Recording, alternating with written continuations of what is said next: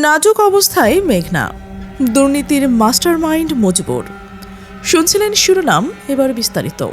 Bangladesh petroleum কর্পোরেশনের 3টি অঙ্গ প্রতিষ্ঠান পদ্মা, মেঘনা ও যমুনা অয়েল কোম্পানি লিমিটেড সারা দেশে জ্বালানি তেল বিপণনের কাজে নিয়োজিত। 3টি প্রতিষ্ঠানই পুঁজিবাজারের তালিকাভুক্ত। এর মধ্যে মেঘনা পেট্রোলিয়াম লিমিটেড দীর্ঘদিন ধরে চলছে নানা অনিয়ম ও দুর্নীতির অভিযোগ। অনুসন্ধানে জানা গেছে, প্রতিষ্ঠানের কর্মকর্তাদের অনিয়ম ও দুর্নীতির কারণে মেঘনা পেট্রোলিয়াম এখনও নাজুক অবস্থায় পড়েছে।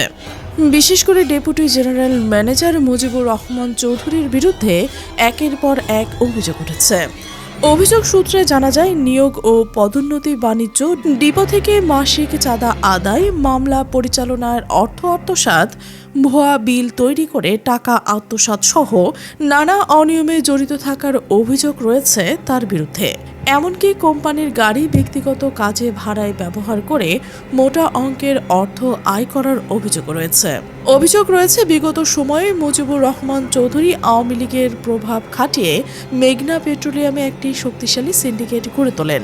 এই সিন্ডিকেটের মাধ্যমে গত এক যুগে শত শত কোটি টাকা হাতিয়ে নেওয়ার অভিযোগ উঠেছে তার বিরুদ্ধে। তিনি দীর্ঘ 12 বছর অপারেশন ইনচার্জ এবং পরবর্তী 3 বছর এজিএম হিসেবে দায়িত্ব পালন করেছেন, যা প্রতিষ্ঠানের ইতিহাসে নজিরবিহীন। অভিযোগে বলা হয়, এ সময় তিনি সরকারি তেল আত্মসাৎ ও অবৈধ বাণিজ্যের মাধ্যমে বিপুল সম্পদের মালিক হয়েছেন।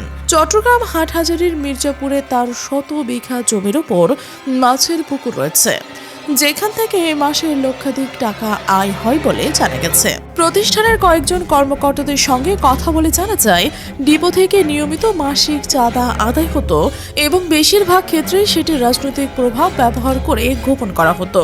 তবে তারা নিরাপত্তার কারণে নাম প্রকাশে অনিচ্ছা জানিয়েছেন। কোম্পানির ভেতরে অভিযোগ উঠলেও অতীতে ক্ষমতাসীন দলের প্রভাব ব্যবহার করে বেশ কয়েকবার তদন্ত প্রক্রিয়া থামিয়ে দেওয়া হয়েছে বলে জানানো হয়। এ বিষয়ে দুদকের এক উপপরিচালক সাংবাদিকদের বলেন, যদি কোনো নির্দিষ্ট অভিযোগ পাওয়া যায় বা পত্রিকায় প্রকাশিত তথ্যের ভিত্তিতে প্রাথমিক প্রমাণ মেলে, তাহলে আইন অনুযায়ী তদন্ত ও ব্যবস্থা নেওয়া হবে। এদিকে ট্রান্সপারেন্সি ইন্টারন্যাশনাল বাংলাদেশের নির্বাহী পরিচালক ডক্টর ইফতেখারুজ্জামান সাংবাদিকদের বলেন, একজন সরকারি কর্মকর্তার বৈধ আয়ের সঙ্গে যদি তার সম্পদের পরিমাণের অসামঞ্জস্য হয়, তাহলে সেটি দুর্নীতির ইঙ্গিত বহন করে। এ ধরনের ক্ষেত্রে সুষ্ঠু তদন্তের মাধ্যমে দায়ীদের জবাবদিহিতার আওতায় আনা প্রয়োজন। সত্য এবং অনুসন্ধানমূলক এমন প্রতিবেদন পেতে চাইলে আমাদের সাথে থাকুন।